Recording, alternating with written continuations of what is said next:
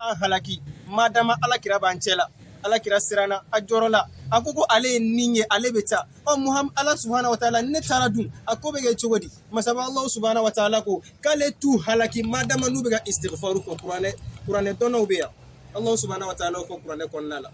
madama nube ga istighfaru ke ale Allah subhanahu wa ta'ala be yafuma ne balmaw ye muso denta katani ay mori jugude ublalaw wani tege dore de muso de ga barado ko mu ko son chega gente en ala che shu dere ni shu o bole joli tega circle mami fe e ga to ke iche kono ko passe ke ki che kanu soro alaikum salam e ga to ki che kono ko mu ko so e ki che kanu soro la ilaha illallah la ilaha illallah ala kira ko sallallahu alaihi wasallam kabudon wasala wajul ke roy ngambe hakilna jigi fitini de ke mu ko so anga don ka fo donola an bela jele minata dani kaburin konnala arama den bela jele mi jurumu gede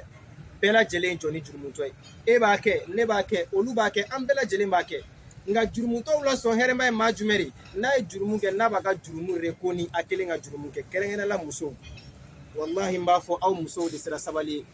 muso de be ga chew la fitna bi muso de be ga chew bla kola ko mimba la ka fo hal no mandu ye furso kono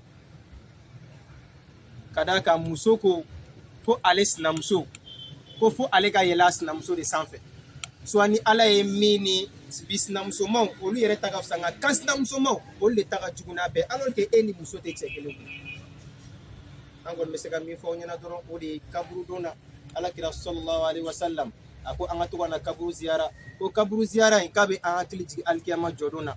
hadisa damadɔni bɛ aw b'o mɛn maa dɔw bɛ olu b'u kanto aw ma ko ayi ko muso kana kaburu ziyara la ustaz ko a dagalen tɛ alors que o ye fɛn ye fɛn min ni alakira kun y'a fɔ nka a ye a hadisa a y'a wuli ka bɔ yen n'an ye dɔnni kɔnɔna la usulu fiqh i bɛ taa sɔrɔ k'a fɔ nasikh wal mansukh o bɛ a kɔnɔna la hadisa fɔlɔ nana ko muso ka kaburu ziyara tun man ɲi nka filanan nana k'a ye taa kaburu ziyara u y'o ta tuguni ka o kɛ jumɛn ye k'a fɔ ko ayi ko muso ka kaburu ziyara ko Allah subhanahu wa ta'ala ka ciden kan bɛ cɛw de ma alors que a kan bɛ bɛɛ lajɛlen de ma nka muso ka kaburu ziyara muso dusukun ni dusukun gɛlɛyala cogo o cogo la i jilaja kaburu ziyara i kana kɛ san kɔnɔ siɲɛ kelen